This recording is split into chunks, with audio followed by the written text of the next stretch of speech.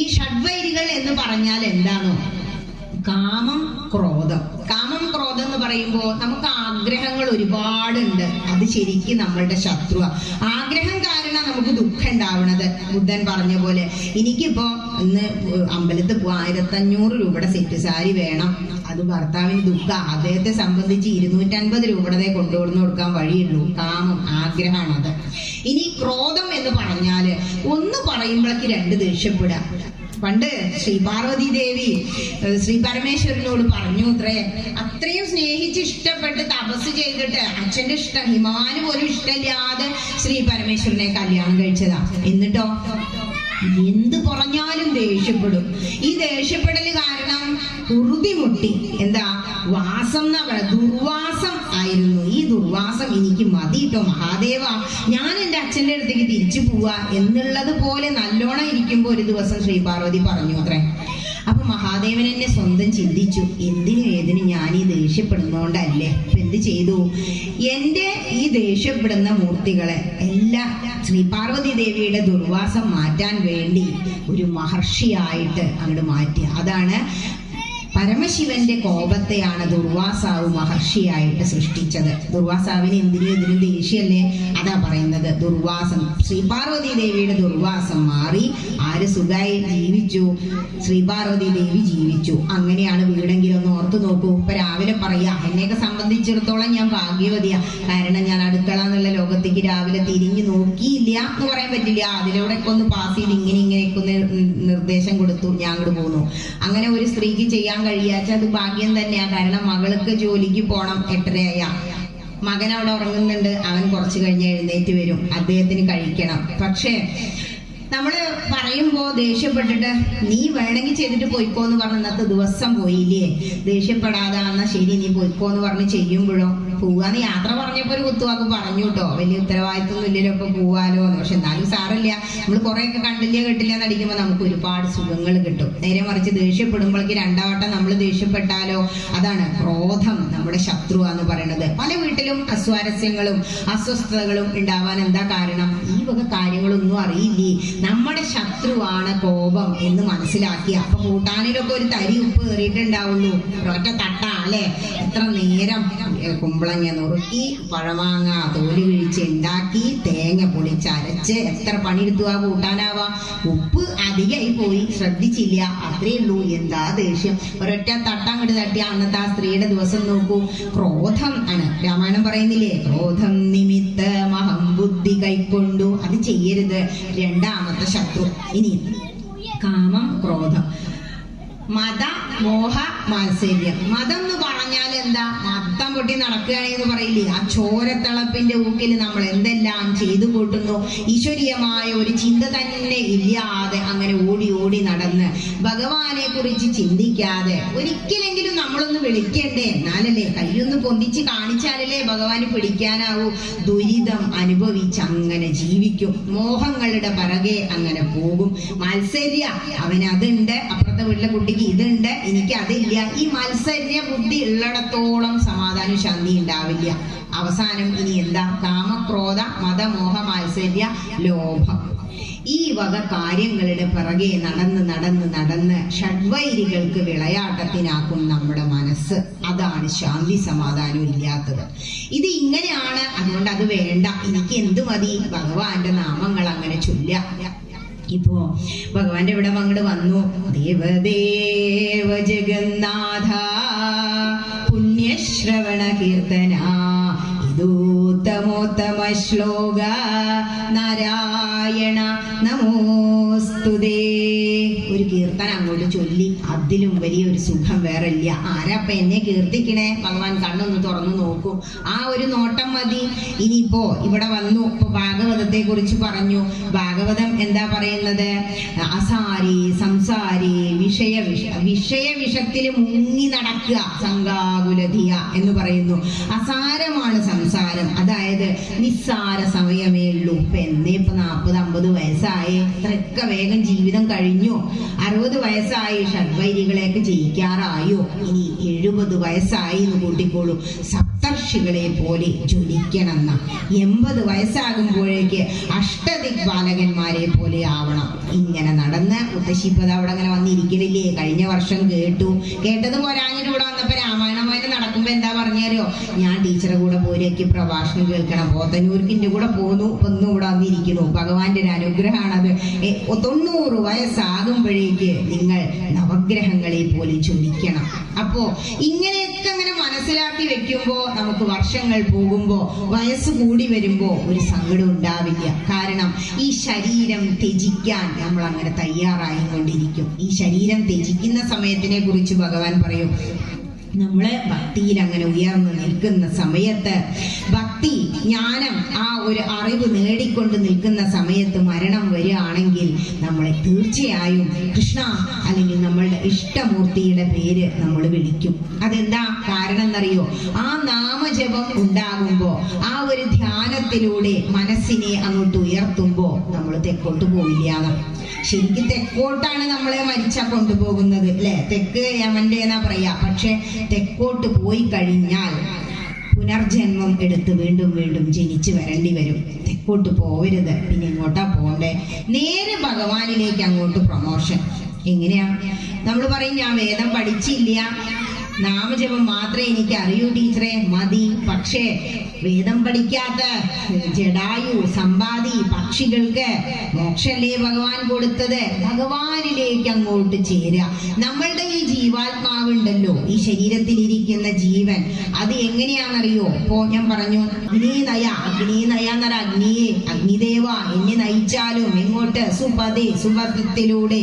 അപ്പോ ഈ അഗ്നിക്ക് ഒരു പ്രത്യേകതയുണ്ട്. വിളക്ക് നോക്കൂ, നമ്മുടെ ശരീരത്തെയാ കാണിക്കുന്നത്. അഗ്നിക്ക് വെളിച്ചം പകരാൻ, പ്രകാശം പകരാനാവും. അതേസമയം അതിന് ചൂടുണ്ട്. പക്ഷെ നമ്മൾ ഇങ്ങനെ ഇരിക്കുമ്പോ അകന്നു നിന്നാലും നമുക്ക് അതിന്റെ പ്രകാശം കാണും. പക്ഷെ അതിലുള്ള ചൂടറിയണമെങ്കിൽ എന്ത് ചെയ്യണം? അതിന്റെ അടുത്തേക്ക് ചെല്ലണ്ടേ? അതുപോലെയാണ് എന്ത്? നമ്മളുടെ ശരീരം. നമ്മുടെ ശരീരത്തില് ഇപ്പൊ ഭഗവാനോട് ചേർന്ന് നിൽക്കുമ്പോ, അപ്പൊ ക്ഷേത്രത്തിൽ വരുന്നില്ല, വീട്ടിലിരുന്ന് മാത്രമേ വിളിക്കുന്നുള്ളൂ, ശക്തി കുറയും.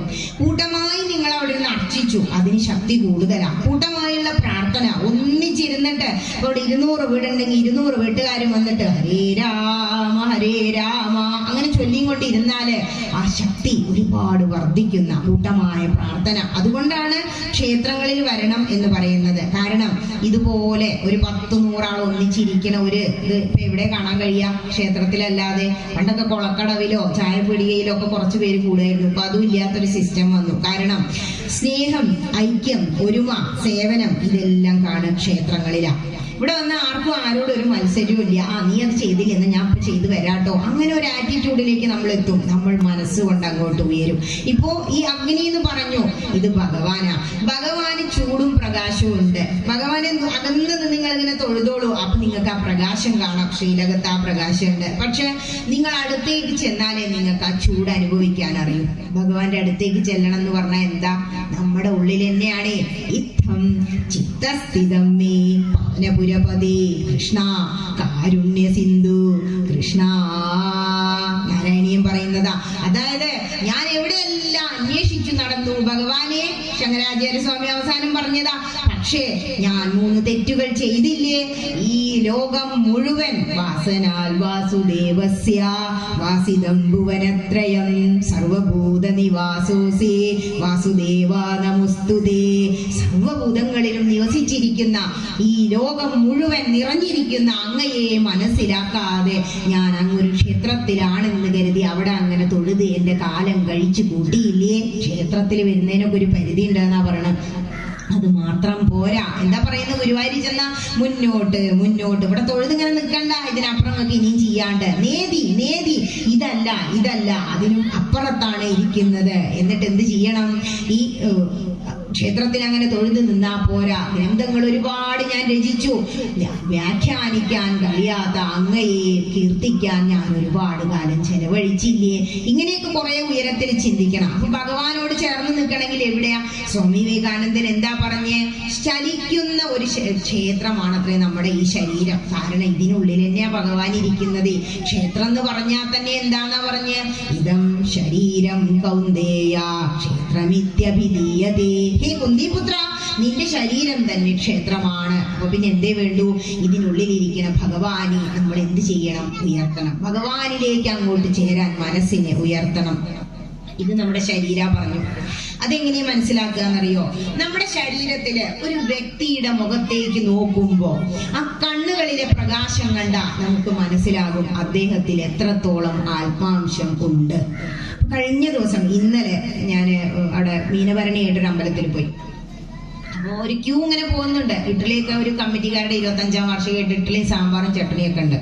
അപ്പൊ അവിടെ ഇരിക്കാൻ സീറ്റ് കഴിഞ്ഞ കാരണം അവർ ആരും വിടുന്നില്ല. ക്യൂലിങ്ങനെ നിൽക്കുമ്പോൾ ഒരു സ്ത്രീ 3 കുട്ടികളും വന്നു. ആ സ്ത്രീ വന്നിട്ട് ചെയ്തത് എന്താണോ, അങ്ങോട്ട് മുന്നിക്ക് നിൽക്കൂട്, അങ്ങോട്ട് മുന്നിക്ക് നിൽക്കൂട്. അവിടെ ഈ കുട്ടികളെ എന്റെ മുന്നിക്ക് കുത്തിത്തിരികി കയറ്റി പ്ലേറ്റ് ഒക്കെ വാങ്ങി. അപ്പൊ ഞാൻ അങ്ങനെ ആലോചിച്ചു, ഞാൻ അവിടെ ക്യൂല് നിൽക്കുന്നതാണ്. അപ്പൊ അതിന്റെ മുഖത്തേക്ക് ഞാൻ ഇങ്ങനെ നോക്കി. യാതൊരു ആ കണ്ണുകളിൽ ഒരു പ്രകാശം എന്ന് പറയുന്നതില്ല. എന്തോ ഒരു ജന്മം എന്ന് ഞാൻ വിചാരിച്ചു. ഒരു അമ്പലത്തിൽ വന്നിട്ടാണ് ഈ സ്വാർത്ഥത കാട്ടുന്നത്. ഭക്ഷണം നമ്മൾ കാണാത്തതാണോ? ഈ കിട്ടിയില്ലേലും കുഴപ്പമൊന്നുമില്ല എന്നുള്ള ആളാ ഞാൻ കേട്ടോ. അപ്പൊ ഞാൻ അങ്ങനെ ആ സ്ത്രീനെ മൊത്തത്തിൽ ഇങ്ങനെ നോക്കി. അതിന്റെ ആ സംസാരവും മക്കളോടുള്ള പെരുമാറ്റവും എനിക്ക് സത്യം പറഞ്ഞാൽ സങ്കടം തോന്നി. യാതൊരു വിധ ആത്മീയമായ കാര്യം കിട്ടാതെ വെറുതെ ഭക്ഷണം ഉള്ളതുകൊണ്ട് തൊഴാൻ വന്നതാന്നുള്ള ഒരു ആറ്റിറ്റ്യൂഡാ. അങ്ങനെ ആവരുത്. നമ്മൾ ആ കണ്ണുകളിലേക്ക് നോക്കണം. ഓരോ വ്യക്തികളുടെ അവരുടെ കണ്ണുകളിലേക്ക് നമുക്ക് ഏറെ സമയം നോക്കാൻ പോലും കഴിയില്ല, അവരുടെ ആ ആത്മാംശം കണ്ടു കഴിഞ്ഞാൽ. അങ്ങനെയാ യോഗികളെ നമുക്ക് കണ്ടാൽ തിരിച്ചറിയും. ഈ നമ്മുടെ ശരീരത്തിലെ പ്രകാശം എന്ന് പറയുന്നത് അഗ്നിയുടെ പ്രകാശം പോലെ കണ്ണുകളിലാണുള്ളത്. നമ്മുടെ ശരീരത്തിന് ചൂടുണ്ട്. അപ്പൊ അഗ്നിക്ക് തുല്യം, വിളക്കിന് തുല്യമാണ് നമ്മുടെ ശരീരം. ഇനി അതെങ്ങനെയാ മനസ്സിലാവുക എന്ന് പറഞ്ഞുതരാം. നമ്മുടെ കുടുംബത്തിൽ ആരെങ്കിലും മരിച്ചാ നിങ്ങൾ കുറച്ച് സമയം കഴിഞ്ഞിട്ട് അത് തൊട്ട് നോക്കുകൊണ്ടു, അതിന് ചൂടുണ്ടാവില്ല, തണുത്തിട്ടുണ്ടാവും. അതായത് അതിലെ ആത്മാവ് പോയി, ഭഗവാൻ പോയി. അതെങ്ങനെയാ പ്രകാശം പോയി എന്ന് മനസ്സിലാക്കുക? അദ്ദേഹത്തിന്റെ കണ്ണുകളിലേക്ക് നോക്കണം. ശരിക്കും മരിക്കുമ്പോൾ കണ്ണടക്കില്ല, നമ്മൾ വെള്ളം തൊട്ട് കണ്ണടപ്പിക്കുക ചെയ്യാം. ആ കണ്ണിലേക്ക് നോക്കുമ്പോൾ നമ്മളെ അമ്മ അവിടെ ഇല്ല എന്നുള്ളത് നമുക്ക് മനസ്സിലാവും. അതായത് ഈ വിളക്കിലെ ചൂട് പോലെ പ്രകാശം പോലെയാണ് നമ്മുടെ ശരീരവും എന്ന് മനസ്സിലാക്കുമ്പോൾ പിന്നെ ഈ ശരീരത്തില് നശിക്കാത്ത ഒരാത്മാവുള്ളതിനെ എങ്ങനെയാ ഉയർത്തുക? അതിനുള്ള ഒരു മനസ്സ്, അതിനെന്ത് വേണം? ഭക്തി വേണം. അപ്പൊ നമ്മൾ ഒരുപാട് പഠിച്ചു. പക്ഷെ എങ്ങനെയാണ് ഭക്തി ഉണ്ടാവുന്നത്? ഒരുപാട് വിവരം, ജ്ഞാനം നേടുന്നു. ഈ ജ്ഞാനം, അറിവ് നേടി വരുമ്പോ അതിൽ നിന്നും വിവേകം ഉണ്ടാവും. തിരിച്ചറിവ്, എന്താണ് നല്ലത് ചെയ്യേണ്ടാത്തത് എന്നുള്ളത്. ആ വിവേകത്തിൽ നിന്നും ഉണ്ടാകുന്ന ഒരു വികാരമുണ്ട്, അതാണ് ഭക്തി. മനസ്സിലായോ? നമുക്കിപ്പോ അമ്പലത്തിൽ ഇപ്പൊ നിങ്ങൾ തീരുമാനിച്ചു, ആ വാണിയന്നൂർ ഇങ്ങനെ ഒരു കൃഷ്ണക്ഷേത്രം ഉണ്ട്, നോട്ടീസ് കിട്ടി എല്ലാവരും വായിക്കും. ചിലര് വായിക്കില്ല കേട്ടോ, അപ്പുറത്തേക്ക് ഇടും. ചിലര് വായിക്കുമ്പോൾ നോക്കും, ആ സമൂഹ അർച്ചന വിളക്കും പൂവൊക്കെ ആയിട്ട് പോണം. അപ്പൊ തന്നെ മനസ്സ് റെഡിയായി. അതിന് താഴെ പ്രഭാഷണം 10 to 12. അപ്പൊ തന്നെ എന്ത്, ഒന്ന് പോയി നോക്കാം. ആ പോയി നോക്കാന്നുള്ളതിൽ എത്രയേ ഉള്ളൂന്നോ? പോവാം, ഉൾക്കൊള്ളണ്ട. അതിലെന്തൊക്കെയൊക്കെ പറയുക കഴിഞ്ഞാൽ ഫുഡ് കിട്ടും. ഫുഡിനോട് എന്തോ ഒരു മാതിരി, വീട്ടിലൊന്നും ഇല്ലാത്ത പോലെ. ഇപ്പൊ ഒരു വീട്ടിലും കഴിക്കാനില്ലാത്ത പ്രശ്നമില്ല. പക്ഷെ ആ സമയമാകുമ്പോഴേക്ക് അല്ലെ. പക്ഷെ ഇന്ന് ഇവിടെ അങ്ങനെ ആയിരുന്നില്ല. നമ്മൾ അന്ന് ഉണ്ടായിരുന്ന അതേ സദസ്സ് ഇന്നും രാവിലെ മുതൽ ഇവിടെ ഉണ്ട്. ചിലർ തുടങ്ങിയാലൊന്നും വരില്ല, ഊണ് കഴിക്കുന്നതിന്റെ കുറച്ചു മുമ്പേ വരും. അപ്പോ നമ്മൾ അങ്ങനെ ജ്ഞാനം, ഇങ്ങനെ കാര്യങ്ങളൊക്കെ അറിയാം. കഴിഞ്ഞ വർഷം ഇപ്പൊ കുറെ കേട്ടു. ശരിയാണ്, വെറുതെ ഇവിടെ അങ്ങനെ വന്ന് തൊഴുതു പോയിട്ട് കാര്യമില്ല. അത് LKG. എന്നാ ഞാൻ എന്ത് ചെയ്യാം? ജ്ഞാനപ്പാനിയും ഹരിനാമകീർത്തനവും അതൊക്കെ ഒരാവർത്തി നോക്കി പോയി. രാമായണമൊക്കെ എടുത്തു വെച്ച് വായിച്ചു. ഒരമ്മ പറഞ്ഞു കണ്ണു കാണില്ല, അപ്പൊ വലിയ അക്ഷരമുള്ളത് കൊടുത്തു. അതൊക്കെ ഞാൻ ഓർക്കുന്നുണ്ട്. അപ്പൊ അവര് രാമായണത്തിലൂടെയൊക്കെ പോയി. അപ്പൊ പറയാ, കുംഭകർണൻ പറയാ, എന്താ പറയണെന്ന് അറിയോ? കുംഭകർണനെ ഉണർത്തിയിട്ട് പറയാ, ആ ശ്രീരാമചന്ദ്രനെ പോയിട്ട് ഒന്ന് വധിച്ച സീതേനെ കൊണ്ടുവരൂ. അപ്പൊ എന്താ പറഞ്ഞേ? അയ്യോ, ശ്രീരാമചന്ദ്രനെ വധിക്കാനോ? അത് തെറ്റല്ലേ? കുംഭകർണൻ ഭക്തിയുള്ളവനായിരുന്നു. വരം ചോദിച്ചപ്പോ മാറിപ്പോയതാണേ. അപ്പോ സ്വന്തം ജ്യേഷ്ഠനായ രാക്ഷസനായ രാവണനോട് പറഞ്ഞു കൊടുക്കുക, ഭക്തി കണ്ടാൽ പ്രസാദിക്കും രഘുത്തമൻ, ഭക്തിയല്ലോ മഹാജ്ഞാനമാതാവിടോ, ഭക്തിയല്ലോ സദാ മോക്ഷപ്രദായിനി, ഭക്തിഹീനന്മാർക്കു കർമ്മവും നിഷ്ഫലം. ഇത്രയെല്ലാം കർമ്മങ്ങൾ നിങ്ങൾ ചെയ്താലും അത് ഭക്തിപൂർവം അല്ലെങ്കിൽ, ഭഗവത്ഗീത പറയുന്നുണ്ട്, നിങ്ങൾ കർമ്മയോഗമായി ചെയ്യണം. ഈ ശരീരത്തിൽ ഇരുന്നു കൊണ്ട് നിങ്ങൾ കർമ്മം ചെയ്യണം. അതാണ് യുദ്ധം ചെയ്യൂ എന്ന് ഭഗവാൻ പറയുന്നത്. പക്ഷെ കർമ്മയോഗമായി ചെയ്യണം. നിങ്ങൾ എന്തെല്ലാം കർമ്മങ്ങൾ ചെയ്താലും അത് ഈശ്വരാർപ്പണമായി ചെയ്യുകയാണെങ്കിൽ പിന്നെ എന്ത് വേണ്ട. അപ്പൊ നിങ്ങൾ വിളക്കർച്ചനയൊക്കെ കഴിഞ്ഞു, ചന്ദ്രേട്ടൻ പറഞ്ഞു ഇനി എല്ലാവരും അതങ്ങ് സമർപ്പിച്ചോളൂ. എന്താ, എനിക്കൊരു പാപവും വേണ്ട പുണ്യവും വേണ്ട, ഇതേ ഞാൻ ചെയ്ത എല്ലാ കർമ്മങ്ങളും കൃഷ്ണ അങ്ങയുടെ കാലിൽ വെച്ചിട്ടുണ്ട്, അങ്ങ് എടുത്തോളൂ കേട്ടോ, എനിക്കിത് വേണ്ട. എന്താന്നോ, എനിക്ക് പുണ്യം വേണം ധനം വേണം എന്നൊക്കെ പ്രാർത്ഥിച്ചാലേ അതൊക്കെ തരും, എന്തും തരും ഇത്രേ ഭഗവാൻ. നമ്മൾ പ്രാർത്ഥിക്കാത്ത പ്രശ്നമാ ഗീത പറയുന്നത്. ചോദിക്കുന്ന ഒരാൾ ചോദിച്ചു ഇത്രേ ഗീത വായിച്ചിട്ട്, ഭഗവാനെ എനിക്ക് സ്വർഗം തരണട്ടോന്ന്. ഭഗവാൻ ചിരിച്ചു ഇത്രേ, മണ്ട, എന്തിനാ സ്വർഗത്തിലൊക്കെ ഇരുന്നു ഈ വായിച്ച പുണ്യം 18 ആവർത്തി ഞാൻ ഗീത വായിച്ചു. ശരി, 18 ദിവസം സ്വർഗത്തിൽ ഇരുന്നോ, 19ാം ദിവസം നേരെ എങ്ങട്ടാ ഭൂമിയിലേക്ക് തന്നെ വരും, അല്ലെങ്കിൽ നരകത്തിൽ പോകണം, ചെയ്ത പാപം അനുഭവിക്കാൻ. അതൊന്നും അല്ല വേണ്ടത്. എനിക്ക് എന്താ വേണ്ടേ? ശ്രീരാമചന്ദ്രനോട് പറഞ്ഞത് എന്താ ഹനുമാൻ, എനിക്ക് ഒന്നും വേണ്ട, മോക്ഷം വേണ്ട കേട്ടോ ശ്രീരാമചന്ദ്ര. പിന്നെന്താ വേണ്ട? ഈ ആകാശചന്ദ്രന്മാരും ഭൂമിയുമുള്ള നാൾ അങ്ങയുടെ നാമം ചൊല്ലി ഇങ്ങനെ ഇവിടെ എല്ലാ യുഗങ്ങളിലും കഴിയണം. അല്ലെ, 2 യുഗപ്രഭാവന്മാരാ ആഞ്ജനേയനും അർജുനനും. രണ്ടുപേരും കൂടി കണ്ടുമുട്ടിയില്ലേ? 2 യുഗത്തിലാ. കാരണം ശ്രീരാമചന്ദ്രന്റെ അനുഗ്രഹം കാരണം ഇവിടെ തന്നെ ഉണ്ട്. അപ്പൊ അവിടെ ജപിച്ചുകൊണ്ട് കിടക്കുക. പക്ഷേ അർജുനൻ മുൻകോപിയല്ലേ, കണ്ടപ്പോ ദേഷ്യം വന്നു. അവര് തമ്മിൽ പന്തയം വെച്ചു. അങ്ങനെ ഒരു കൊട്ടാരം കെട്ടി. എന്തുകൊണ്ട്? അസ്ത്രം കൊണ്ട്. അത് പൊളിക്കാൻ കഴിയോ? ഞാൻ വലിയ കേമന, എവിടെ പിടിച്ചു ഒന്ന് തൊട്ടപ്പളക്കെ അത് പൊളിഞ്ഞാടി. ഇത്ര 3 തവണ പൊളിഞ്ഞാടിയപ്പോ പറഞ്ഞു, ശരി ഞാൻ എന്ത് ചെയ്യാം, പന്തയം വെച്ചതാണ്, ചിതേ ചാടിക്കോളാന്ന്. ചിതയിൽ ഇങ്ങനെ ചാടാൻ വേണ്ടി നിൽക്കുക അർജുനൻ. എല്ലാരും മുന്നിലും ജയിച്ച വില്ലാളി വീരനാ.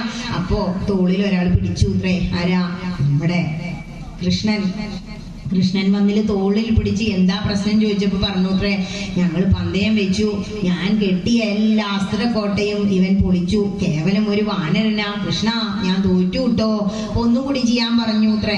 അപ്പോ വീണ്ടും അത് തന്നെ സംഭവിച്ചപ്പോ ശ്രീരാമചന്ദ്രൻ വന്ന് നിൽക്കും പോലെ തോന്നിയിത്രേ ഹനുമാൻ സാഷ്ടാംഗം അങ്ങോട്ട് നമസ്കരിച്ചു. പ്രഭു എന്ന് വിളിച്ചു അത്രേ. അപ്പൊ അർജുനൻ അത്ഭുതപ്പെട്ടു പോയി. ശ്രീരാമചന്ദ്ര എന്നാണ് അത്രേ വിളിച്ചത്. അപ്പോൾ അർജുനൻ എന്താ, അർജുനൻ ഈ ഒരൊറ്റ യുഗേ അറിയൂ. ശ്രീരാമചന്ദ്രൻ കഴിഞ്ഞ ജന്മത്തിൽ വന്നത് ആര് തന്നെയാ? ശ്രീകൃഷ്ണൻ തന്നെ ആയിരുന്നു. അപ്പൊ എന്താ, അത് പറഞ്ഞ് മനസ്സിലാക്കി കൊടുക്കുക. അങ്ങനെയാണ് അർജുനന്റെ കൊടിയടയാളമായി ഹനുമാൻ ഇപ്പോഴും ഇരിക്കുന്നത്. ഈ കഥകളൊക്കെ നമ്മൾ കുട്ടികൾക്ക് അങ്ങനെ പറഞ്ഞു കൊടുക്കുക. പണ്ടുള്ളവരെന്താ, ഓരോ ഉരുള ഉരുട്ടി കൊടുക്കുമ്പോഴും ഓരോ കഥകൾ അങ്ങനെ പറഞ്ഞു കൊടുക്കും. ആ ഉരുളയോടൊപ്പം അവർക്ക് തത്വങ്ങൾ പറഞ്ഞു കൊടുക്കും. കുന്തി മാതാവ് എങ്ങനെയാ മക്കളെ വളർത്തിയത്? എല്ലാ കാര്യങ്ങളും പറഞ്ഞു കൊടുത്തു. നല്ല കുട്ടികളായില്ലേ പഞ്ചപാണ്ഡവര്? എന്താ ഉണ്ടായത്? ധൃതരാഷ്ട്രരുടെ മക്കള് ഗാന്ധാരി ചേല വരിച്ചു ചീന്തി കെട്ടിയ കാരണം കണ്ണു കാണാത്ത വളർത്തലായിരുന്നു. കുട്ടികളുടെ ദുർഗുണങ്ങൾ മനസ്സിലായില്ല, തിരുത്തിയില്ല. കൗരവരുടെ സ്വഭാവം എന്തെല്ലാം കഥകളാണ് നമുക്ക് കാണിച്ചു തരണേ. നമ്മളുടെ ഇതിഹാസങ്ങൾ, പുരാണങ്ങൾ, ഗ്രന്ഥങ്ങൾ എല്ലാം നമ്മുടെ നേരെയുള്ള ജീവിതത്തിനാ. അതാണ് ഗീതയിൽ പറയുന്നത്, യദ്യദാചരതി ശ്രേഷ്ഠ. ആരാണോ ഇത് ആചരിക്കുന്നത് അവൻ ശ്രേഷ്ഠനാകുന്നു. കാരണം ആചാര പ്രഭോ ധർമ്മ, അതിനെക്കുറിച്ച് ഞങ്ങൾ ഇപ്പോൾ സംസാരിച്ചു. കാരണം ഹിന്ദുവിന്റെ ജീവിതം എന്ന് പറയുന്നത് സനാതന ധർമ്മത്തിലൂന്നിയ ജീവിത. സനാതനം എന്ന് പറഞ്ഞാൽ നശിക്കാത്തതാ. കാരണം ഹൈന്ദവന്റെ മതഗ്രന്ഥങ്ങൾ അവനോട് സൂര്യൻ ഉണരുന്നതിന് മുമ്പ് ഉണരാനും ഗംഗയെ ഉണർത്തി കുളിക്കാനും പറഞ്ഞത് അവന്റെ ആരോഗ്യ സംരക്ഷണത്തിനാ. അത് നല്ല ഒരു ശീലം. ആ നേരത്ത് 5 മണി മുതൽ നിങ്ങൾ 6 മണി വരെ കുളിക്കലൊന്നും ഒരു വിഷയമേ അല്ലാട്ടോ. നമ്മുടെ കേരളീയർക്കേ ഉള്ളൂ ഈ 3 നേരം കുളി. ഇവിടെ വെള്ളം ഉള്ളതുകൊണ്ടാണ്. 44 നദികളല്ലേ. നോർത്തിലൊക്കെ പോയി കഴിഞ്ഞാൽ 4 മണിക്ക് എഴുന്നേറ്റ് കയ്യും കാലും ശുദ്ധാക്കി അവരിരുന്ന് വേദ ജപിക്കുന്നത്. അപ്പോ ആ സരസ്വതി യാമത്തില് നിങ്ങൾ 5 മണിക്ക് എഴുന്നേറ്റ് ഒരു 5:30 മണി മുതൽ സൂര്യൻ ഉദിക്കുന്ന ഒരു 6:20 ആവുമല്ലോ, അതുവരെ നിങ്ങൾ അങ്ങനെ ഇരുന്ന് നിങ്ങളുടെ ഇഷ്ടമൂർത്തിയുടെ നാമം അങ്ങനെ ജപിച്ചോളൂ. നിങ്ങൾക്ക് യാതൊരുവിധ അസുഖങ്ങളും ഉണ്ടാവില്ല. നിങ്ങളുടെ ബ്രെയിന് അത്രയും അങ്ങനെ പവർഫുൾ ആയി മാറും. പലരും എന്നോട് ചോദിക്കും, ടീച്ചർ അങ്ങനെ ഇരുന്ന് പറയുന്ന 2 മണിക്കൂർ കണ്ണങ്ങടെ അടച്ചാണ്ടല്ലോ ഇതൊക്കെ ഇങ്ങനെ വരും. പലരും എന്നെ ക്രിട്ടിസൈസ് ചെയ്യും, ടീച്ചർ എന്തിനാ ഈ കണ്ണടച്ച് പറയണേ. പക്ഷെ കണ്ണടയ്ക്കുമ്പോഴാണ് എന്ത് കാണുന്നത്? ഉള്ളിലുള്ള കണ്ണ് തുറക്കുന്നത്. അതറിയില്ലല്ലോ. അത് അങ്ങനെ തുറക്കാനും പറയാനും കഴിയണമെങ്കിൽ നമുക്കൊരു ഉപാസന വേണം. ദിവസേന ഗായത്രി ജപിച്ചു നോക്കൂ.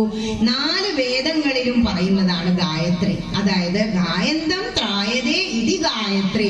നമ്മൾ ഗാനം ചെയ്യുന്തോറും നമ്മളെ ഉയർത്തും. ഏതൊരു വേദം പഠിക്കുന്ന കുട്ടിയെയും ആദ്യം പഠിപ്പിക്കുക ഗായത്രി മന്ത്രം. ഈ ഗായത്രി മന്ത്രം ജപിക്കുന്നവന് മൈൻഡ്, അതായത് ധീമഹി, എന്റെ ബുദ്ധിയെ പ്രചോദിപ്പിച്ചാലും എന്നാ പറയുന്നത്. ആ സൂര്യഭഗവാൻ, സൂര്യഗായത്രി ആണെങ്കിൽ അത് ഒരുപാട് ഗായത്രികൾ ഉണ്ട് കേട്ടോ. വേദത്തിൽ സർവ്വദേവതാ ഗായത്രികൾ എന്ന് പറഞ്ഞാ പഠിപ്പിക്കുന്നത്. ആ ഗായത്രികളൊക്കെ അങ്ങനെ ചൊല്ലി ഓരോ ദിവസവും ഒരു ദിവസം മേധാസൂക്തം ചൊല്ലി, ഒരു ദിവസം നാരായണോപനിഷത്ത് ചൊല്ലി, ഇങ്ങനെ ഓരോ കാര്യങ്ങളായി ഇങ്ങനെ ചൊല്ലി വരുമ്പോഴാ ആ വേദമന്ത്രങ്ങൾ കേൾക്കുമ്പോൾ നമ്മളുടെ ബ്രെയിനില് പുതിയ ഓരോ കാര്യങ്ങൾ ഉണ്ടാവുന്ന പറയുന്നത്. ബ്രെയിനിനെ അങ്ങനെ വികസിപ്പിച്ച് ഇതെല്ലാം മനസ്സിൽ അങ്ങനെ നിലനിർത്താൻ നമുക്കൊരു അനുഗ്രഹം ഭഗവാൻ തരും. അതാണ് വേദമന്ത്രങ്ങളുടെ പ്രത്യേകത. അത് ബുദ്ധിമുട്ടാന്ന് തോന്നുന്നവർക്ക് വേണ്ടി മാത്രമാണ് വ്യാസഭഗവാൻ ആരാ? വ്യാസോച്ഛിഷ്ടം ജഗത് സർവം. ഈ ജഗത്തിൽ നമുക്ക് കിട്ടിയതെല്ലാം വേദവ്യാസ മഹർഷി തന്നതാണ്. മഹർഷി കേവലം ഒരു മുക്കുവ സ്ത്രീയുടെ മകനായിരുന്നു. നമ്മൾ ജാതി മതവും പറഞ്ഞ് ചെയ്യാതിരിക്കണ്ടെന്നാ പറയുന്നത്. ആ മുക്കുവ സ്ത്രീയുടെ മകനായ വ്യാസഭഗവാൻ തന്നത് എല്ലാം നമുക്കെല്ലാം അവകാശപ്പെട്ടതാണ്. അപ്പൊ എന്തേ വേണ്ടു? നമ്മളെല്ലാം ഏതെങ്കിലും ഒരു ഗ്രന്ഥം തന്റെ സ്വന്തം ആക്കുക. എന്തിനാണ് ഈ ജന്മം കിട്ടിയത് എന്ന് നമ്മൾ സ്വയം ചിന്തിക്കുക. വെറുതെ ഇവിടെ ഉണ്ടുറങ്ങി. എന്താ പറഞ്ഞത് ആചാര്യസ്വാമി? മനുഷ്യരൂപേണ മൃഗം ചരന്തി. മനുഷ്യന്റെ ഒരു രൂപം ഉണ്ടെന്നുള്ളൂ മൃഗത്തിന്റെ ജീവിതം. അങ്ങനെ ആവരുത്.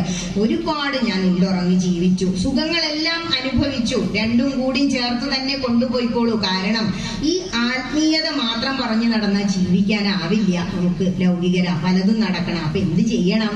രണ്ടും ചേർത്ത് കൊണ്ടുപോകാം. ആത്മീയത ഈ പ്രാരബ്ധം അനുഭവിച്ചു കൊണ്ട് തന്നെ നേടാം. അതിനൊരു അനുഗ്രഹം ഭഗവാൻ ഇങ്ങോട്ട് തന്നാ മതി. ഇപ്പോ കുറെ കാര്യങ്ങളൊക്കെ മനസ്സിലായി, ചിലതൊന്നും മനസ്സിലായില്ല. വളരെ ലളിതമായ കാര്യങ്ങൾ എല്ലാവർക്കും മനസ്സിലായി കാണും. മനസ്സിന്റെ കാര്യമൊക്കെ പറയുമ്പോ അതൊരു വല്ലാത്ത ഉയർന്ന അവസ്ഥയാണ്. വേദം പറയുമ്പോ അത് ഒരു ഉയർന്ന അവസ്ഥയാണ്. അപ്പൊ അത് മനസ്സിലാവില്ല. പക്ഷെ എന്തൊക്കെയോ കുറച്ച് കാര്യങ്ങൾ കേട്ടു. ഇപ്പൊ നിങ്ങളൊരു 12 മണി വരെ ഇവിടെ അങ്ങനെ ഇരുന്നു. എപ്പോഴാ 12 മണി ആയിരുന്നു മനസ്സിലായോ? 5 മിനിറ്റ് കൂടിയേ ഉള്ളൂ. തന്ന സമയം അത്രയാ. പക്ഷെ ഞാൻ ഇങ്ങനെ പറയുമ്പോ നിങ്ങൾ വേണമെങ്കിൽ 2 മണി വരെ ഇവിടെ ഇങ്ങനെ ഇരിക്കും. പറയുമ്പോ എത്ര വയസ്സായ അമ്മമാരെ ആലോചിച്ച് നോക്കൂ. ഇതാണ് ഈശ്വര കഥകളുടെ മഹിമ. നിങ്ങൾ സ്കൂളിൽ പോകുമ്പോ 3/4 മണിക്കൂർ ക്ലാസ്സിൽ ഇരുന്നിരുന്നു. അപ്പോഴേക്ക് ബെല്ലടിക്കാൻ നേരം വൈകിയില്ലേ? ഭഗവാനെ കുറിച്ച് പറയുമ്പോ നമ്മൾ ആരെ കുറിച്ചാ പറയുന്നത്? നമ്മളെ കുറിച്ച് തന്നെ പറയുന്നത്. നമ്മൾ പക്ഷെ എന്ത് ചെയ്യുന്നില്ല? എന്തോ എനിക്കിതൊന്നും അങ്ങോട്ട് എത്തണില്ല ടീച്ചറെ പറയും. പക്ഷെ അതിന് ആഗ്രഹിച്ചുല്ലോ. ആഗ്രഹം ഉണ്ടോ? ഭഗവാൻ അത് നമുക്ക് തരും. നമ്മളൊന്നൊരു കൈ പൊന്തിച്ചാൽ ഭഗവാൻ നമ്മളെ പിടിച്ചങ്ങോട്ട് കൊണ്ടുപോകും. അതിന്റെ ഒരു തെളിവാണ് ഇപ്പൊ നിങ്ങൾ ഒരുപാട് സഹസ്രനാമാർച്ചനകൾ നടത്തിയില്ലേ, ഗ്രന്ഥപാരായണം ചെയ്തില്ലേ, ഈ ഒരു സപ്താഹം കൂടി അങ്ങോട്ട് നടത്തുക. അപ്പൊ കേമായി. സപ്താഹത്തിന് ലക്ഷങ്ങളൊന്നും വേണ്ട കേട്ടോ. വളരെ കുറച്ച് പണം മുടക്കില് ഇങ്ങനെ ഒരു കൂട്ടായ്മ ഉണ്ടെങ്കിൽ നല്ല വിജയകരമായിട്ടൊരു സപ്താഹം നമുക്ക് ഇവിടെ നടത്താം. മറ്റൊന്ന് എന്താണോ, ഒരു യജ്ഞം നിങ്ങൾ ഇവിടെ കുറിച്ചാലേ ഈ 4 പുറമുള്ള ജീവജാലങ്ങൾ പോലും സന്തോഷിക്കൂത്രേ. അങ്ങനെ ഒരു യജ്ഞം കുറിച്ചു കഴിഞ്ഞാൽ. പിന്നെ ഭഗവാനും ഏറ്റവും ഇഷ്ടം ഭക്തിമാർഗ. ഭക്തിക്ക് ഏറ്റവും മുൻതൂക്കം നിൽക്കുന്നതാണ് എന്ത്? ഭാഗവതം. അതുകൊണ്ടാണ് അസാരി സംസാരി. അതിലെന്താ പറയുന്നത്? സംസാര സാഗരേ മഗ്നം ദീനം മാം കരുണാനിധേ ധർമ്മഗ്രാഹ ഗൃഹീതാംഗം മാമുദ്ധര ഭവാർണവാൽ. ഹേ കൃഷ്ണ, ഈ സംസാരത്തിൽ, അതായത് ഈ ജീവിതത്തിൽ ഞാൻ ക്ലേശങ്ങളിൽ ഇങ്ങനെ മുങ്ങി പൊങ്ങി കഴിയാട്ടോ. എന്നെ ഉദ്ധരിക്കണമേ, ഉയർത്തേണമേ. എങ്ങനെയാ ഉയർത്തേണ്ടത്? ഈ ശരീരമാകുന്ന ഈ വാഹനം ഇതിങ്ങനെ ഓടിക്കൊണ്ടിരിക്കുക. ഇതിനെ ഓടിപ്പിച്ചുകൊണ്ടിരിക്കണം. വീട്ടിൽ വെറുതെ ഇരിക്കുന്ന ഒരു കാറ് നിങ്ങൾ വെറുതെ വാങ്ങിയിട്ട് പോകും മുറ്റത്ത്, തുരുമ്പ് പിടിച്ച് പോവില്ലേ? അതാണ് അസുഖങ്ങൾ എന്ന് പറയുന്നത്. വെറുതെ ഇരുന്നാൽ നമുക്ക് അസുഖങ്ങൾ വരും. അപ്പൊ എന്തേ വേണ്ടു? അസുഖങ്ങൾ ഉണ്ടാവാതിരിക്കാന്. എല്ലാം കഴിഞ്ഞു, റിട്ടയർമെന്റ് ആയ 56 വയസ്സായ നമുക്ക് കൂട്ടിന് ഒരുപാട് അസുഖങ്ങൾ വരും. രാവിലെ ഓടി വന്നു, പ്രദക്ഷിണം ചെയ്തു. പ്രദക്ഷിണത്തിന്റെ തത്വമൊക്കെ അന്ന് ഞാൻ പറഞ്ഞിരുന്നു. ഭഗവാൻ നമ്മൾ എത്ര പ്രദക്ഷിണം വെച്ചാലും മതിയാവില്ല. അന്ന് ഞാൻ പറഞ്ഞില്ലേ, ഒറ്റ ആർക്കാ? ഗണപതിക്ക് ഒന്നും വേണ്ട, പാമ്പുംകാവിന് 2, സൂര്യക്ഷേത്രങ്ങൾക്ക് 3, മഹാദേവന് 4, മഹാവിഷ്ണുവിനും ശ്രീ ഭഗവതി ക്ഷേത്രങ്ങൾക്കും 5 അയ്യപ്പന്, 6 അറുമുഖന്, 7 അരയാൽ വൃക്ഷത്തിന്. ഇങ്ങനെ ആ പ്രദക്ഷിണ വിധി. ഓരോ പ്രദക്ഷിണവും ഓരോ ദിവസത്തെ കാണിക്കുക. നമ്മളുടെ ഈ ഒരു ശരീരത്തിൽ ഇരുന്നു കൊണ്ട് ഞാൻ എന്ത് സുഹൃതമാണ് എൻ്റെ മരണശേഷമുള്ള ജീവിതത്തിന് ചെയ്തത് എന്ന് നമ്മൾ ചിന്തിക്കണം. ഓരോ ദിവസവും വൈകുന്നേരം സൂര്യൻ അസ്തമിക്കുമ്പോൾ നമ്മുടെ ആയുസിന്റെ ഒരു കഷ്ണം കൊണ്ടുപോകുന്നുണ്ട് എന്ന് നമ്മൾ മനസ്സിലാക്കണം. നമ്മളെല്ലാവരും എങ്ങോട്ടാണ് നടന്നുകൊണ്ടിരിക്കുന്നത്? പേടിപ്പിക്കല്ലേ ടീച്ചറെ എന്ന് പറയും, ചുടലയിലേക്കുള്ള നടത്ത.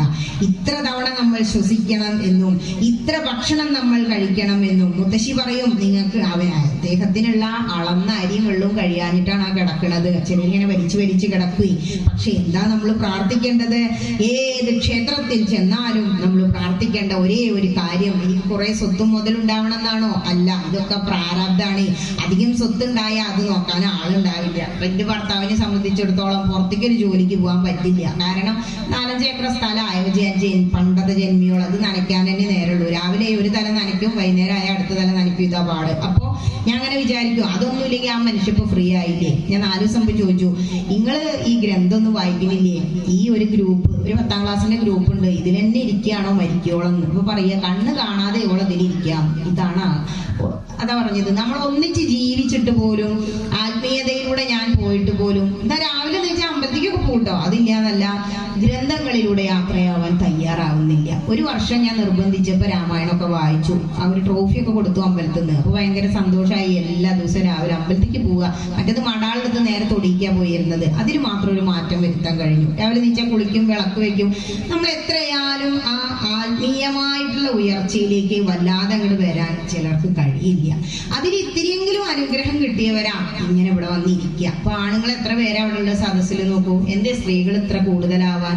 അവരാണ് ഈ ജീവിതത്തിലെ ഒരുപാട് പ്രാരബ്ധങ്ങളും വിഷമങ്ങളും അനുഭവിക്കുന്നവര്. അപ്പൊ അവരാലോചിക്കുക, ഇതിന്ന് എന്തെങ്കിലും ഒരു മോക്ഷം എന്തെങ്കിലും ഉണ്ടോ? ഇത്തിരി ആശ്വാസം കിട്ടാൻ വേണ്ടി. സത്യം പറഞ്ഞ +2 പഠിക്കുമ്പോ ഒരു ഭാരത് ബന്ധു വന്നപ്പോ അതിന്നൊരാശ്വാസം കിട്ടാനാ ഞാനവിടെ ബാലകൃഷ്ണ പിഷാരടിയുടെ സപ്താഹത്തിൽ പോയിരുന്നു.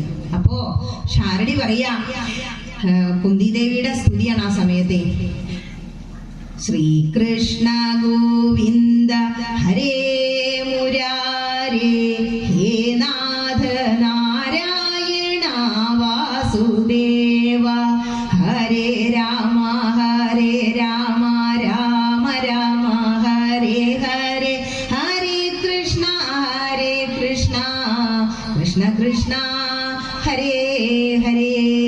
ഇങ്ങനെ ജപിച്ചുകൊണ്ട് നിങ്ങൾ രാവിലെ പൂജാമുറിയിൽ വിളക്ക് വെക്കണം. ഇതും കേട്ടുകൊണ്ടാ ഞാൻ കയറി ചെല്ലുന്നത്. എന്നിട്ട് കുന്തിദേവി പറയാ, കൃഷ്ണ എനിക്ക് ദുരിതങ്ങൾ തരണേ. ഇവിടെ ഇരിക്കുന്നവരോട് ചോദിച്ചാൽ അറിയാം എന്തെല്ലാം മാനസിക പ്രശ്നങ്ങൾ, എന്തെല്ലാം ശാരീരിക പ്രശ്നങ്ങൾ അനുഭവിക്കുന്നവരുണ്ട് എന്നുള്ളത്. പക്ഷേ ഇങ്ങനെയൊക്കെ ഇരുന്നു കൊണ്ടും പറയുന്നത് എന്താ അമ്മയെ അങ്ങനെ ദുരിതങ്ങൾ വേണമെന്ന് ചോദിച്ചേ. അപ്പൊ പറയാണ്, അല്ലെങ്കിൽ കൃഷ്ണ അങ്ങയെ ഞാൻ മറന്നു പോകും. എല്ലാം കൊണ്ടും സുഖമാണ്. വീട്ടിലൊരു AC റൂം ഉണ്ടെങ്കിൽ ഈ ചൂടത്തൂടെ വന്ന് ഇരിക്കാൻ തയ്യാറാവോ? കുറച്ച് പ്രയാസം അല്ലേ? അപ്പൊ ഒരുപാട് വേദനകളും വിഷമങ്ങളും നമുക്ക് ഉണ്ടാവുമ്പോ ഒന്ന് നിങ്ങൾ മനസ്സിലാക്കിക്കോളൂ, ഒരുപാട് ബന്ധങ്ങളെ വയസ്സ് കൂടുന്തോറും ബന്ധങ്ങളെല്ലാം നമ്മൾ അറുത്തറുത്ത് കളയണത്രേ. അത് അറന്നു പോകുന്നുണ്ട് എന്നുള്ളതാ സത്യം.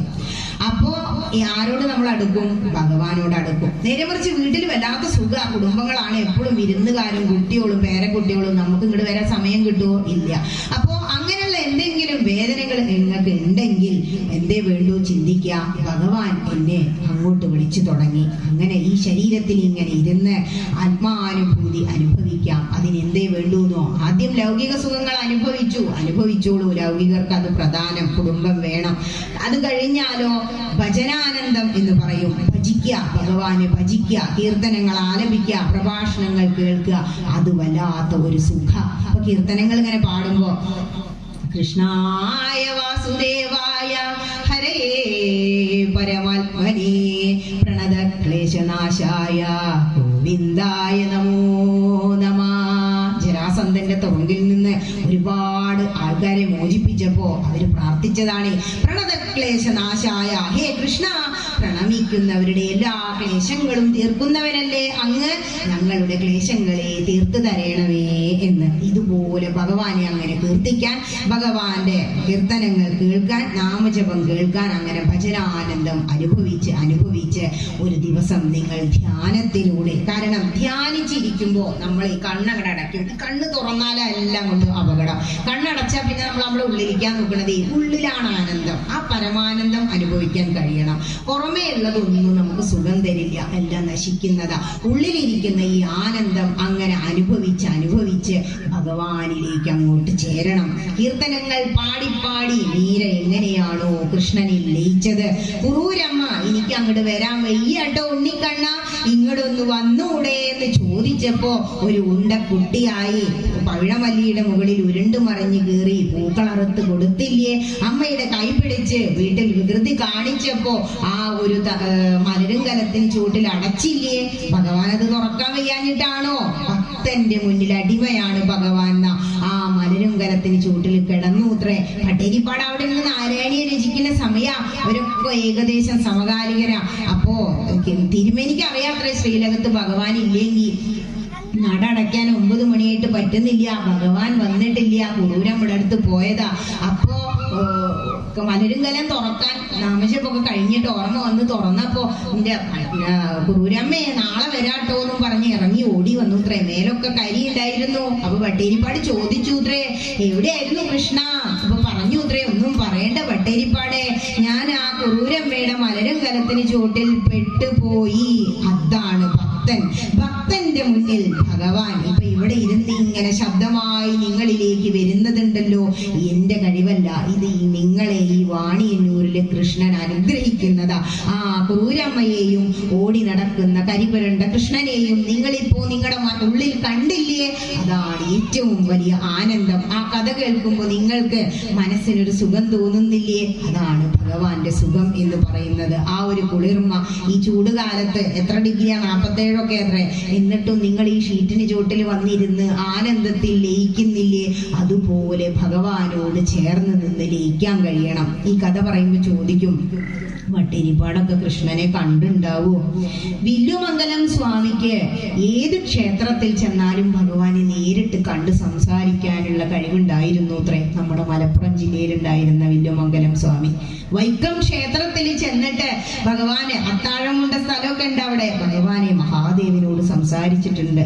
ഇവിടെ വടക്കുന്നാഥൻ തൃശ്ശൂര് മഹാദേവനോട് സംസാരിച്ചിട്ടുണ്ട് വില്ലുമംഗലം സ്വാമി. ഇതൊക്കെ നമുക്ക് കഴിയുന്നതാണ്. ഇപ്പൊ എന്തേ വേണ്ടു? ഇത്രയും കാലം നിങ്ങൾ ഈ ക്ഷേത്രത്തിന് വേണ്ടി ഓടി നടന്നില്ലേ? ഇനിയും ഒരു ക്ഷേത്രത്തിന്റെ പുനരുദ്ധാരണത്തിന് വേണ്ടി നമ്മുടെ ദേശത്തെ ഒരു ക്ഷേത്രം ഇങ്ങനെ ഉയർത്തിക്കൊണ്ടുവന്ന് ഗുരുവായൂരിനെ പോലെ ചോറ്റാനിക്കരയിലെ പോലെ പ്രശസ്തമാക്കി തീർക്കുക, അത് ഏറ്റവും വലിയ ഒരു ഭാഗ്യ, ഒരു ജന്മത്തിൽ കിട്ടുന്ന ഏറ്റവും വലിയ സുഹൃതാണ് ഒരു ക്ഷേത്രം പുനരുദ്ധാരണം ചെയ്യുക എന്നുള്ളത്. അതിലൊരു ഭാഗഭാഗാകാൻ കഴിയുക. ഒരു കല്ല് ഇങ്ങോട്ട് എടുത്ത് വെക്കുക, അല്ലെങ്കിൽ ഒരു ഇഷ്ടിക എടുത്ത് മാറ്റി വെക്കുക, ഒരു പാത്രം ഭഗവാന്റെ കഴുകുക, അമ്മമാരുടെ പോലെ സർവീസ് അവിടെ ചെയ്യുക. അമ്പലത്തിൽ വരുന്നവരൊക്കെ ഭക്തന്മാരാണ്, ഒരു തരത്തിൽ അല്ലെങ്കിൽ മറ്റൊരു തരത്തില്. അപ്പോ അവർക്ക് വേണ്ടി ഒരു സേവനം ചെയ്യുമ്പോ ഭഗവത് ഭക്തന്മാരാ. അമ്പലത്തിൽ വരുമ്പോ നമ്മൾ എന്തിനാന്നറിയോ നമസ്കരിക്കണേ? നമ്മളുടെ തല മുട്ടിക്കുമ്പോ നമ്മുടെ നെറ്റിയിലെ അവിടെ വന്ന ഓരോ ഭക്തന്മാരുടെയും പാദരേണുക്കൾ നമ്മുടെ തലയിൽ പതിയൂത്രേ. അതിനു വേണ്ടിയാ നമസ്കരിക്കുന്നത്. അതിനു വേണ്ടി ഭഗവാൻ നിങ്ങളെ എല്ലാവരെയും അനുഗ്രഹിക്കട്ടെ. പറഞ്ഞ സമയം കഴിഞ്ഞു. 12 മണി എന്ന് പറഞ്ഞാൽ ഘോരമായ സമയമാണ്. ഇനി എന്തെങ്കിലും അറിയാൻ ആഗ്രഹമുണ്ടോ? ചോദിച്ചോളൂ, പറയാം. പറഞ്ഞു പോയാൽ എന്തെങ്കിലും വിട്ടുപോയിട്ടുണ്ടോ? സംശയം ഉണ്ടെങ്കിൽ ചോദിച്ചോളൂ. എന്ത് സംശയം ടീച്ചറെ? നീ പറഞ്ഞാൽ ഞങ്ങൾ ഇവിടെ ഇരിക്കും. അതല്ലേ ഇപ്പൊ ഈ ഒരു പിൻ ഡ്രോപ്പ് സൈലൻസിൽ നിങ്ങൾ ഇങ്ങനെ ഇരിക്കുമ്പോ അല്ലെ, മടുത്തു കഴിഞ്ഞാൽ ഒന്നെങ്കിൽ വാച്ചിക്ക് നോക്കും, അല്ലെങ്കിൽ ഓട്ടുവായിടും, അല്ലെങ്കിൽ സംസാരിക്കാൻ തുടങ്ങും. ഇത് മൂന്നും ഉണ്ടായില്ല എന്ന് പറയുമ്പോ അത് തന്നെ ഭഗവാന്റെ ഏറ്റവും വലിയൊരു ഭാഗ്യം. എത്രയോ ജന്മങ്ങളിൽ ചിലപ്പെങ്കിൽ ഞാൻ ഈ ഭാഗത്ത് കൂടെ പോയിണ്ടാവും. ഇതൊക്കെ എടുത്തു വെച്ചാൽ ഒരു ശ്ലോകം ഞാൻ 1 പ്രാവശ്യം 2 പ്രാവശ്യം വായിച്ച് എനിക്കത് ഭയപ്പെട്ട. അപ്പൊ എനിക്ക് തോന്നുന്നു ഞാൻ ഇത് എന്നോ പഠിച്ചിട്ടുണ്ടായിരിക്കും. നിങ്ങൾക്കും കിട്ടിയിരിക്കുന്ന ഏറ്റവും വലിയ ഭാഗ്യം. കാരണം നിങ്ങളുടെ കയ്യെത്തും ദൂരത്ത് ഇത്രയും വലിയ, അത് എടുത്തു പറയണം. പല ദേശങ്ങളിലും പോവാറുണ്ട്, ഒരു കുഞ്ഞി അമ്പലം അവിടെ ഒരു കുഞ്ഞി സ്റ്റേജ് കട്ടിലിട്ടിട്ട് എനിക്ക് ഉണ്ടാക്കി തരാറുണ്ട്. ഇതിപ്പോ അതൊന്നുമല്ല. ഈ കാറ്റ് എന്തൊരു സുന്ദരമായ കാറ്റാണോ കുളത്തുനിന്ന് വരുന്നത്. ഒരു ചൂടൊന്നും അനുഭവിക്കണേ ഇല്ല. ആരും ചോദിച്ചു, ടീച്ചർ വെയിലാണല്ലേ സ്റ്റേജില്? എനിക്കിത് തുടങ്ങിയ പിന്നെ വെയിലും മഴയൊക്കെ ഒരുപോലെ. അങ്ങനെ ഇങ്ങോട്ട് ഉയരാൻ നമുക്ക് കഴിയണം. ഈ കണ്ണ് ഇങ്ങോട്ട് അടക്കി, ഈ കണ്ണാണ് പ്രധാനം. ഇത് തുറന്നാൽ നമുക്ക് അത് വേണം ഇത് വേണം തോന്നാൻ തുടങ്ങും. കണ്ണടച്ചിങ്ങനെ ഇരുന്നാലോ ഇതിനും വലിയൊരു സുഖമില്ല. ഇനി ഇത് അനുഭവയോഗ്യമായ ഒരു കഥ കൂടി പറഞ്ഞു തരാം. 1931, ഇത് 2024, ഏകദേശം 100 വർഷം മുമ്പ് ചെമ്പൈ അറിയാലോ നിങ്ങൾക്ക്. ചെമ്പൈ സംഗീതോത്സവമൊക്കെ ഗുരുവായൂരപ്പന്റെ അവിടെ നടത്തുന്നില്ലേ? ഈ ചെമ്പൈ ഭാഗവതര് മദ്രാസ് മ്യൂസിക് അക്കാദമിയിൽ നിന്ന് സംഗീത കലാനിധി എന്ന പട്ടം നേടിയിട്ട് നമ്മുടെ നാട്ടിലേക്ക് വന്നു. ഭയങ്കര സംഗീത സാഹിത്യ വിദ്വാനാന്നൊക്കെ ലോക പ്രശസ്തനാണ്. അപ്പോ അന്നൊക്കെ സാമൂതിരി കോവിലകം, നിങ്ങൾക്ക് ഹിസ്റ്ററി നോക്കിയാൽ മനസ്സിലാവും. 1931 പറയുമ്പോൾ നമുക്ക് സ്വാതന്ത്ര്യം കിട്ടിയിട്ടില്ല. അപ്പോ കോഴിക്കോട് സാമൂതിരി കോവിലകത്ത് സംഗീത കച്ചേരി നടത്തണം എന്ന് പറഞ്ഞ് ചെമ്പൈനെ അങ്ങോട്ട് ക്ഷണിച്ചു. അദ്ദേഹം ക്ഷണം കിട്ടിയപ്പോ സന്തോഷം. ഒരു പ്രഭാഷണം ടീച്ചറെ പറഞ്ഞാൽ കിട്ടണേ അതിലും വലിയ സന്തോഷം. മൂപ്പര് അവിടെ ഓടിച്ചെന്നു. കച്ചേരി ഗംഭീര സ്റ്റേജൊക്കെ, രാജകൊട്ടാരമൊക്കെ അല്ലേ സാമൂതിരി കോവിലകം. അവരാണ് ഇപ്പോഴും തിരുവാനാവായൊക്കെ നടത്തിക്കൊണ്ട് പോണത്. മൈക്കൊക്കെ വെച്ചു, ഹാർമോണിയൊക്കെ എടുത്തു. ചൊല്ലാൻ തുടങ്ങിയപ്പോ ശബ്ദം വരണില്ല, പാടാൻ പറ്റുന്നില്ല. അപ്പൊ അടുത്തിരിക്കുന്ന ആളോട് ചോദിച്ചു, ഇന്നത്തെ ദിവസത്തിന് എന്തെങ്കിലും പ്രത്യേകത ഉണ്ടോ? അപ്പൊ പറയാ, ഇന്ന് വൃശ്ചിക മാസത്തിന് ഏകാദശിയാണ്. അയ്യോ, ഏകാദശി ഇന്നാണല്ലേ? ഞാൻ എല്ലാ വർഷവും ഏകാദശിക്ക് ഗുരുവായൂരപ്പന്റെ അവിടെ ചെന്ന് കീർത്തനം ചൊല്ലാറുള്ളതാ. ഇപ്പൊ പോണം. അപ്പൊ കാറ് ഏർപ്പാടാക്കി കൊടുത്തു ഇത്രേ. ആ കാലഘട്ടത്തിൽ കാറ് ഏർപ്പാടാക്കി നേരെ ഗുരുവായൂർ വന്നു. കുളത്തിൽ പോയിട്ട് 4 മുങ്ങല, ഭഗവാന്റെ തീർത്ഥകുളത്തിൽ മുങ്ങണട്ടോ പോകുമ്പോ. അത് കഴിഞ്ഞ് അവിടെ വന്ന് നിന്നു. രാത്രി 3 മണി നേരാ. വന്ന് നിന്നു, തൊഴുതു, പാടാൻ വേണ്ടി ശ്രമിച്ചു. ആദ്യം തെറ്റ് പറഞ്ഞു, കൃഷ്ണ ഞാൻ മറന്നുപോയി, ക്ഷമിക്കണേ, കൊല്ലം ചെയ്യാറുള്ളതല്ലേ, ഉപാസനയാണ് അത്. എപ്പോഴും ഒരേ സമയത്ത് നിങ്ങൾ പ്രാർത്ഥിച്ച അതൊരു ഉപാസനയാണ്, അതുകൊണ്ട് ക്ഷമിക്കണം കേട്ടോ, എനിക്ക് പാടാൻ ശബ്ദം തരണം എന്ന് പറഞ്ഞു. ശ്രമിച്ചു, കഴിയുന്നില്ല. കരഞ്ഞു കരഞ്ഞു നിന്നു ചെമ്പൈ ഭാഗവതര്. ആ സമയത്ത് അപ്പുറത്തെ സൈഡിൽ കൂടെ ഒരാൾ നടന്നു വന്നിട്ട്, എന്തിനാ കരയണേ പറഞ്ഞത്രേ, ഞാൻ മറന്നുപോയി ഏകാദശി, ക്ഷമിക്കാൻ പറഞ്ഞ് പ്രാർത്ഥിക്കുക, സങ്കടപ്പെടണ്ട, ഈ ഗുളിക കഴിച്ചോളൂ പറഞ്ഞിട്ട് ഒരു ഗുളിക വായിലിട്ട് കൊടുത്തു അത്രേ. ഇനി ഒന്ന് പാടി നോക്കാൻ പറഞ്ഞു അത്രേ. അപ്പൊ പാടിയതാണ് എന്ത്? കരുണ ചെയ്വാനിന്ദു താമസം കൃഷ്ണ. ആലോചിച്ച് നോക്കൂ ആ ഒരു മഹിമ. പിന്നെ നോക്കിയപ്പോ ആളെ കാണാനില്ല. ആരാപ്പ അവിടെ വന്നേ? കൃഷ്ണൻ തന്നെ. ഞാൻ പറഞ്ഞില്ലേ, ആ തട്ട് സമർപ്പിക്കാൻ പോകുമ്പോ അതിൽ ദ്രവ്യം എവിടുന്നാ വന്നേ? ഞാൻ എന്റെ കയ്യില് തിരുമേനിക്ക് ദക്ഷിണ വെക്കാൻ എടുത്ത പൈസയാണോ വെച്ചിട്ട് ഒന്നുകൂടി നോക്കിയപ്പോ ആ 10 രൂപ ഈ കയ്യിലുണ്ട്. ആ തട്ടത്തിൽ എവിടുന്നാ പൈസ വന്നേ? ഇതാണ് കൃഷ്ണൻ. നമ്മൾ പ്രതീക്ഷിക്കാതെ ഗുരുവരമ്മയുടെ അടുത്ത് ചെന്ന പോലെ നിങ്ങളുടെ ഓരോരുത്തരുടെയും കൂടെ ഭഗവാനുണ്ട്. നിങ്ങൾക്കത് അനുഭവം അങ്ങനെ വരും. കുറെ കാലം കഴിയുമ്പോൾ നിങ്ങളിവിടെ വന്ന് മുടങ്ങാതെ, അതൊരു ഉപാസനയാണ്. നിങ്ങളൊരു ദിവസം ഉപാസന വേണം പറഞ്ഞാൽ എന്താ ഉപാസന? ആരാ നമ്മുടെ ഗുരു? നമ്മുടെ മനസ്സാണ് നമ്മുടെ ഗുരു. ആഗ്രഹം ഉണ്ടാവുക, എനിക്കിത് ജപിക്കണം, എനിക്ക് അമ്പലത്തിൽ പോകണം, എനിക്ക് ആത്മീയമായി ഉയരണം, ഇത്തിരിയെങ്കിലും സനാതന ധർമ്മത്തിലൂടെ ജീവിക്കണം. എന്താ ചെയ്യേണ്ടേ? ആചാര പ്രഭോ ധർമ്മ, ധർമ്മത്തിൽ അധിഷ്ഠിതമായ ജീവിതം, അതാണ് സനാതന ധർമ്മം. ഈ ധർമ്മം എന്ന് പറയുമ്പോൾ ആചാര അനുഷ്ഠാനങ്ങളിലൂടെ ജീവിക്കുക. അതായത് സൂര്യൻ ഉദിക്കുന്നതിന് മുമ്പ് എഴുന്നേൽക്കുക, കുളിക്കുക, എന്നും ഒരേ സമയത്ത് തുളസി തീർത്ഥം സേവിക്കുക. നിങ്ങൾക്ക് ഒരു കഫക്കെട്ട് ഉണ്ടാവില്ല. ഇങ്ങനെ ഇരുന്ന് തുറന്ന ശബ്ദത്തോടെ കൂടി നിങ്ങൾക്ക് സംസാരിക്കാൻ, കീർത്തനങ്ങൾ ചൊല്ലാൻ പറ്റും. എന്നും ഒരേ സമയത്ത് കുളിക്കുക, ഒരേ സമയത്ത് പ്രാർത്ഥിക്കുക. എന്തെങ്കിലും ഒന്ന്, ഇപ്പൊ ഞാൻ ദിവസവും കുളി കഴിഞ്ഞ 1 ദശകം വായിച്ചു ഭഗവാനും കൂടി സമർപ്പിക്കും, നാരായണീയം. കാരണം 50 അടുക്കാറായി, ഇനി ഓരോ അസുഖങ്ങൾ വരും. നമ്മുടെ ശരീരം ക്ഷീണിച്ചാലേ മരണം എളുപ്പമാവുള്ളൂ. അതുകൊണ്ടാണ്. അപ്പൊ നമ്മൾ എന്ത് ചെയ്യണം? ഇങ്ങനെ ഇരിക്കേണ്ടേ 2 മണിക്കൂർ. അതിന് ഭഗവാന്റെ മുന്നിൽ എന്ത് ചെയ്യുക? എനിക്ക് വാദം വരല്ലേ കൃഷ്ണ, അങ്ങനെ പ്രാർത്ഥിക്കുക. എന്താ പ്രാർത്ഥിച്ചത്?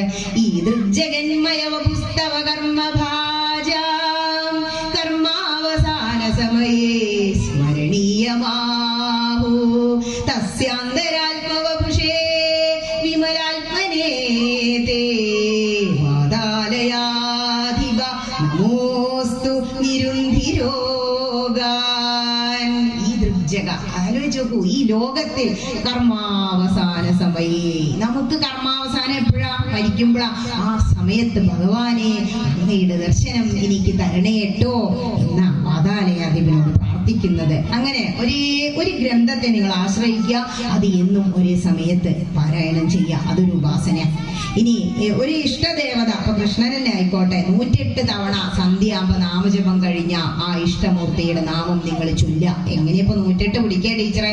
ചിലര് രുദ്രാക്ഷമൊക്കെ പിടിക്കും. വേണ്ട, നാരായണ നാരായണ നാരായണ നാരായണ നാരായണ നാരായണ നാരായണ നാരായണ നാരായണ നാരായണ 1 10 ഇങ്ങനെ 10 ഇങ്ങനെ എന്ന് പറഞ്ഞാൽ 100 ഒരു 8 എണ്ണ എറിച്ചിട്ട് അപ്പൊന്നും കിടരില്ല, ഒരു 10 കൂടി കിടക്കട്ടെ, 108 അല്ലെ?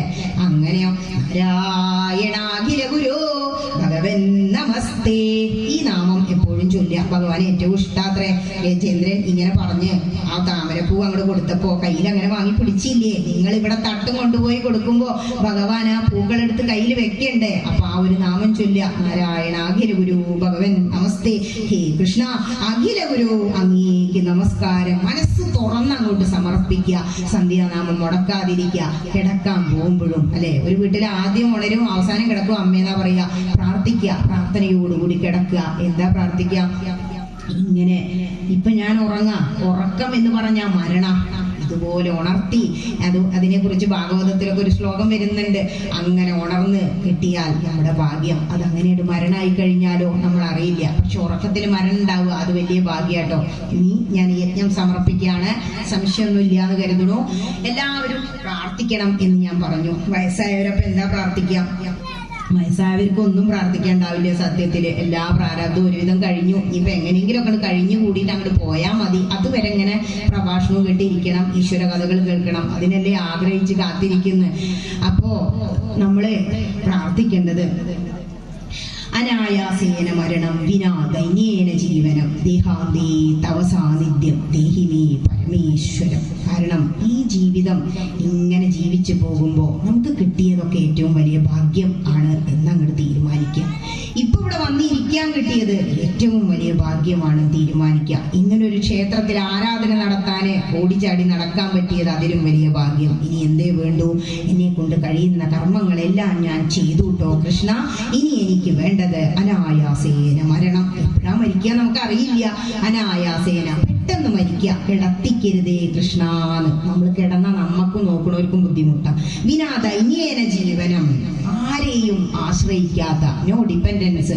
അതായത് ഒന്നിനും രണ്ടിനും പോവാനും പോലും മറ്റുള്ളൊരു ആശ്രയം വേണ്ടാത്തൊരവസ്ഥയിലുള്ള ഒരു ജീവിതമായിരിക്കണം. ഇനി മരണം ഉറപ്പാ.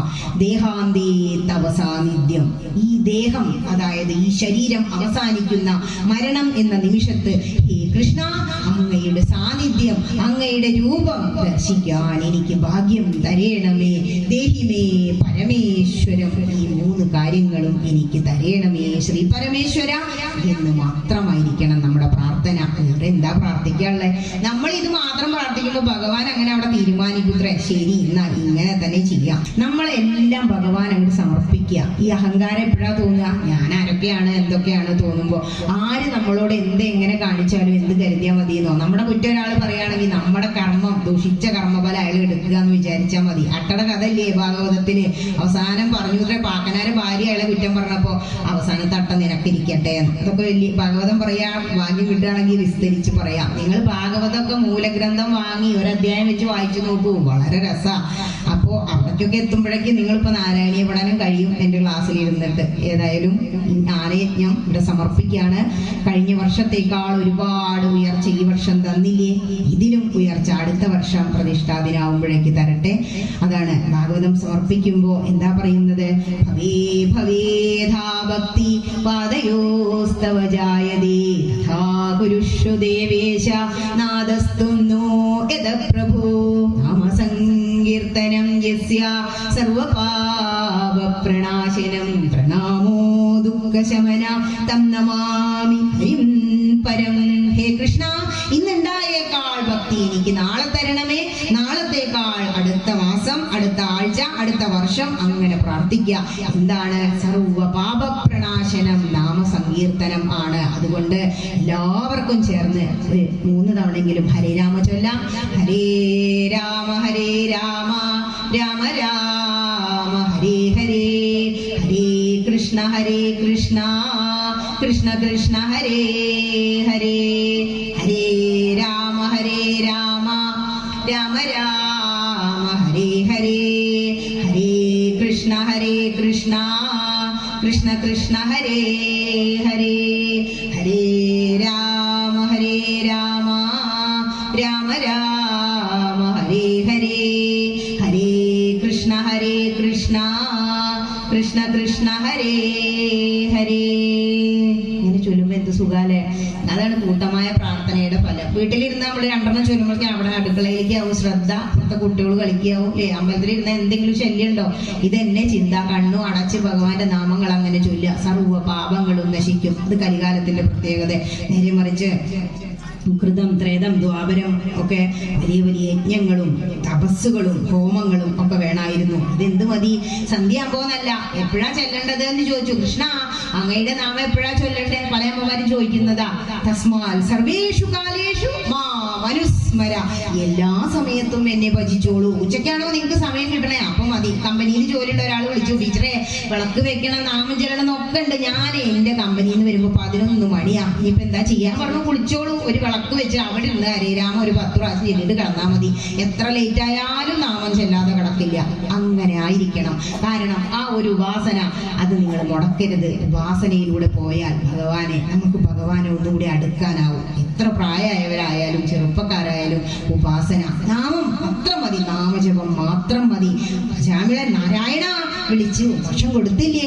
ഗഡ്വാങ്കൻ അവസാന സമയത്ത് ഭഗവാനെ വിളിച്ചു, മോക്ഷം കൊടുത്തില്ലേ? ഇത്രയൊക്കെ മതി. അവസാന നിമിഷമാണെങ്കിലും നിങ്ങൾക്ക് ഇങ്ങനെയൊക്കെ തട്ടിത്തിരിഞ്ഞ് ഇവിടെ എത്തി. ഇങ്ങനെ ഒരു അമ്പലവും ഇങ്ങനെ ഒരു ഭക്തി പ്രഭാഷണവും ഇന്ന് ഞാന് നാളെ മറ്റൊരാൾ ആര് പറയുന്നു നോക്കണ്ട.